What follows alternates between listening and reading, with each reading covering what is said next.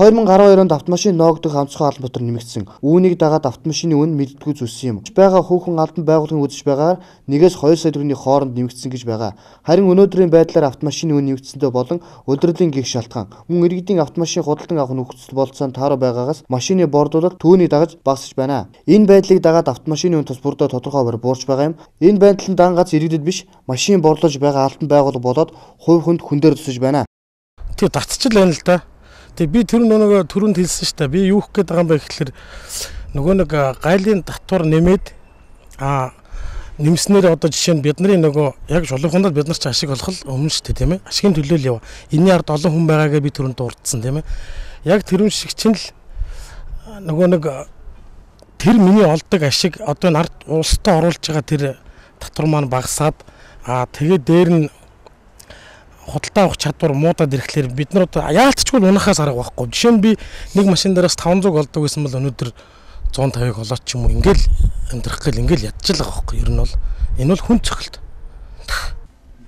Тэр ер нь иргэд хөвчлээ ямар төрлийн машиныг одоо худалдаж авч байна? Хөвчлээ юуг нь харж машин худалдаж авч байна? Хүмүүс бол ер нь бол машины үнийн санал аль болохоор хямд бензин багаддаг машиныг л ер нь сонирхдаг. Ер нь тэгээд нэг 1300-аас 1500 мотортой машин тэгээд нэг 7-оос 9 саяын хоорондох машиныг бол ер нь илүү сонирхон. Тийм л машин ер нь одоогоор ганц нэг зарагдаж байна.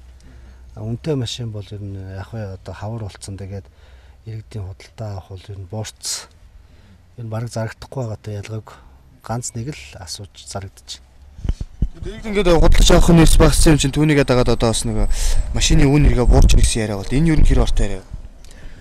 За нэх бууханч тех буухгүй. Зүгээр яг хөө ер нь гайлын татвар нэмснээс болоод ер нь машины үн бол өссөн.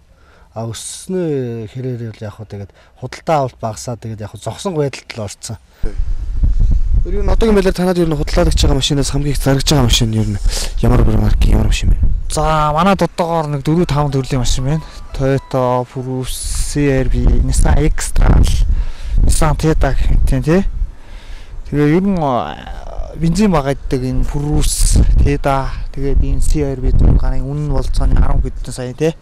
Иймэрхүү тэргүүдлийг сайн байна да. Гагалт нь тий. Ер нь одоо хавруулаад иргэдийн худалдаа авалт багасч чинь гэдэг чинь ер нь машины үнэ шинжүүд ярьж байгаа бол буурч гэж ярьж байна. Энэ яриа ер нь хэр нийцэж танаад бол.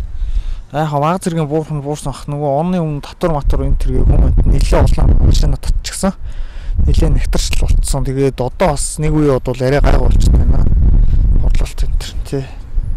Өнөөдрийн байдлаар хамгийн их борлуулж байгаа машин Prius 13 юм а. Харин үнэний хувьд Prius 12 сая 500 мянгаас 13 сая 500 мянга, Fit 7 сая 800, Corolla 12-аас 13 сая, мөн RAV4 18-аас 19 сая, Grand Mark 14-аас 15 сая тус үн ханштай байна.